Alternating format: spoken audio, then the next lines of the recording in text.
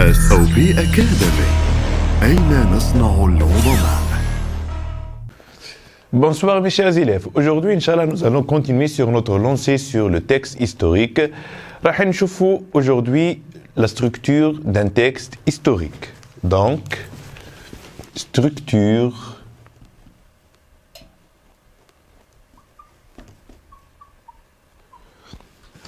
d'un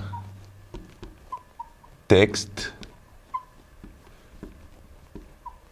historique.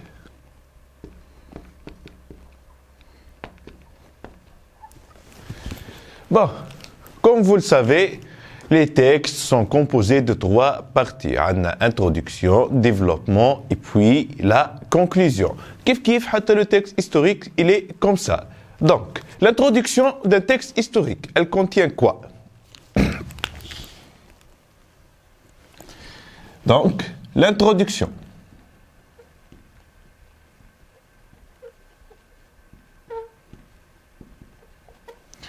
L'introduction contient le sujet, ou bien, mieux encore, elle contient le thème de ton sujet, de votre sujet.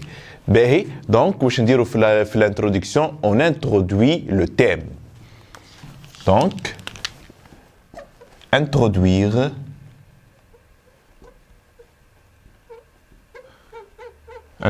quoi?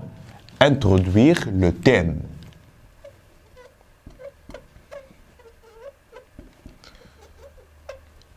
Le thème de notre sujet, ok? Deuxième point, c'est le développement. Développement.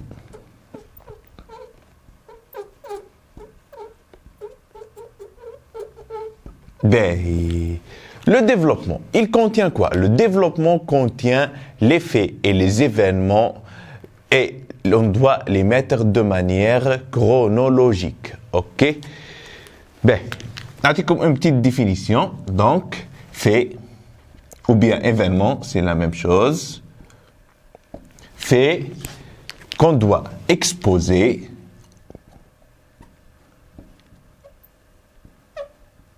Qu'on doit exposer. Comment? Qu'on doit exposer. Comment? D'une manière chronologique. On va voir ce mot. D'une manière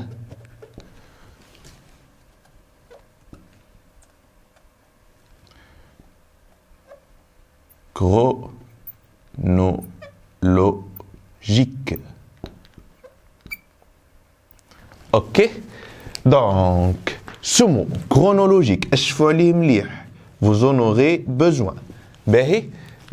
Après, on va continuer et après, on va revenir sur le mot chronologique. Et dernièrement, on a la conclusion. Conclusion. Ok. On trouve quoi à la conclusion?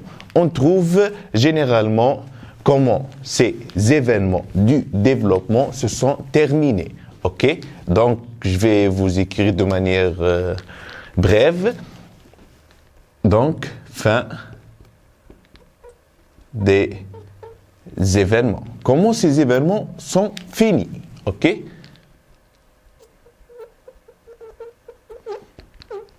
D'accord. On va récapituler. Donc, on a la structure d'un texte historique. On a introduction qui contient le thème de notre sujet, le développement qui contient les faits qu'on doit exposer de manière chronologique et enfin la conclusion qui est une fin des événements mentionnés dans le développement. Ok? La chronologie. C'est quoi la chronologie? La chronologie, c'est la succession des faits de manière sur une échelle de temps. Ça veut dire quoi? Un fait se situe par rapport à d'autres faits dans une échelle de temps. Par exemple, عندكم des années. Par exemple, عندكم 1900 1956. عندكم aussi 1958 par exemple. عندكم aussi 1961. نزيدوا واحدة عندكم 1962. 1962. Ces années, Anna, 4 années. Ces années sont de manière successive, comme tu peux faire.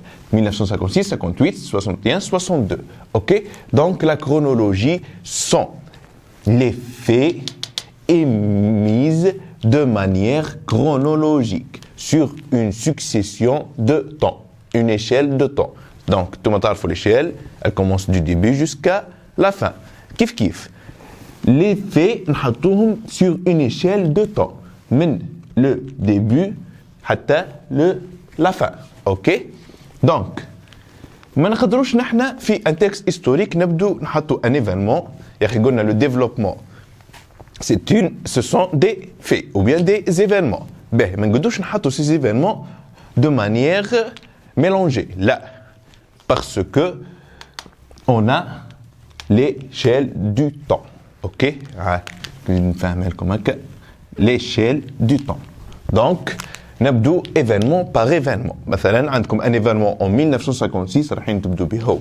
Après, vous mettez le deuxième événement qui est l'événement de 1958. Après, on va mettre l'événement de 1961 et en fin de compte, on va mettre l'événement qui s'est passé en 1962. C'est ça la chronologie. Donc, on a fait, par exemple,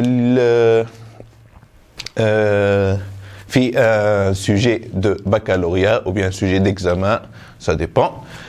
Il va vous donner la question, mettez les événements de manière chronologique. Comme le texte, mais les questions, elle va vous donner des phrases simples qui ont un synonyme pour le texte, ok? Donc, tout le monde laisse le synonyme exact du mot dans le texte ou traitez-vous de manière chronologique. Merci à vous. Ça, c'est pour la structure d'un texte historique. On continuera dans d'autres vidéos, Inch'Allah, pour voir d'autres choses. SOP Academy.